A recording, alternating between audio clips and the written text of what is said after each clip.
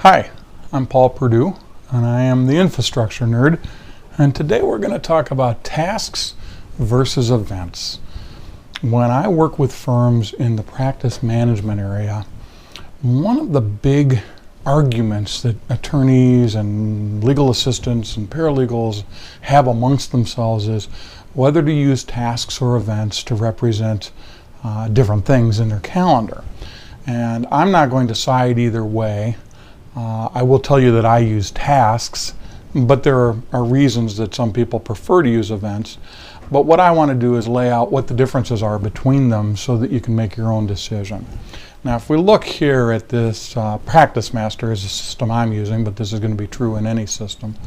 If you look at the calendar, you will notice that we have some events. Different people are using conference rooms and having meetings and going to pre-trials and things like that. And I'm looking at everyone's calendar, so I'm seeing a hodgepodge of dates. Now, down here we have the task list. Some people like to see that down there. I prefer to see it over on a separate screen. That's a personal preference. So here's a task. Now this task is due on 11/15. And if we go back here to the actual calendar view, you'll see it on 11/15. Certain people are also having some events. Now the bottom line difference between an event and a task is an event has to have an end time and a task never does. Now a task can have a start time. You can say that this needs to be done on a certain date at 9 o'clock or by 11, whatever you want, but it'll never have an end time. An event always has both.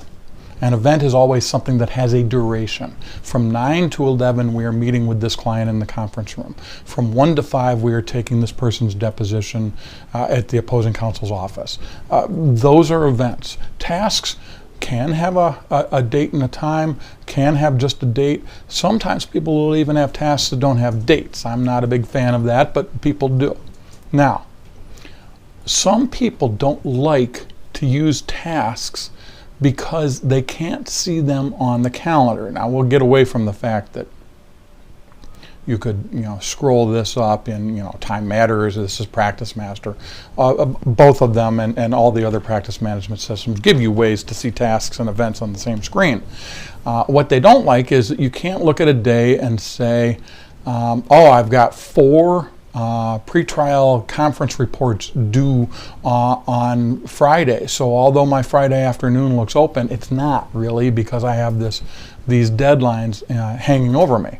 So what they end up doing is they put tasks in like this as all-day events that show up at the top.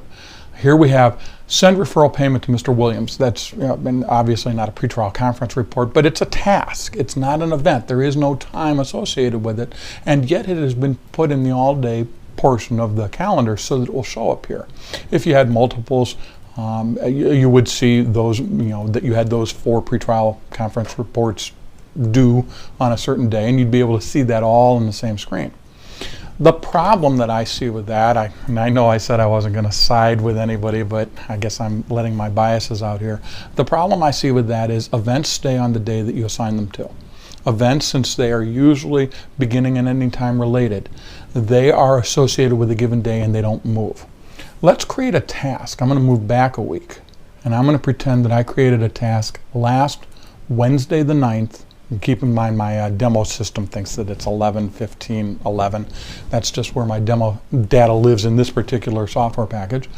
And so I'm going to create a new task on this date. And it's just going to be a check on pretrial report. I can say it has a start time. I cannot. It doesn't matter. I'm going to assign it to a specific user. Cheryl. We'll pretend I'm Cheryl today. And so here I have this thing to do. Now, if I save this and look over here, depending on how I have my preferences set, I will see when I'm clicked on this day that I have to also do this. Okay? Now, the difference between this entry here and these event-based entries here is that if I also look at my task list, and I'm going to look at it in this other view, and I'm going to tell it I want to look at everyone, and I want to see overdue tasks, because that's how I think it should be looked at. If I look at my task list on today, which is actually 11:15, even though some of these tasks were due at other times, they're still there. Bottom line, tasks will follow me if they're not completed. If I have set up an all-day event for Wednesday of a certain week to remember to file a certain important pleading or brief with the court, and then I end up having pneumonia on Monday that takes me all the way out the whole week, if I come in that next Monday, I will have to go back to the previous week and look for things that I may have missed. But if that was a task as opposed to an event, it would show up in red, at least in this system, when I pulled up my task list on that following Monday, having come in after a week of being gone with pneumonia. That's the difference between events and tasks. Tasks can be looked at from a show me everything that is due today or is overdue, whereas events stick on given days. There are a lot more to tasks and events that separate them, but those are the major differences, and those are why people have arguments about whether or not to use events or tasks for everything. My personal preference is tasks for tasks and events for things that are event-oriented, like meetings and pre-trials and depositions and things like that. But as I said, other people have the preponderance toward using events to represent tasks. You make the decision for you. If there's any way I can help you to make this decision, just let me know.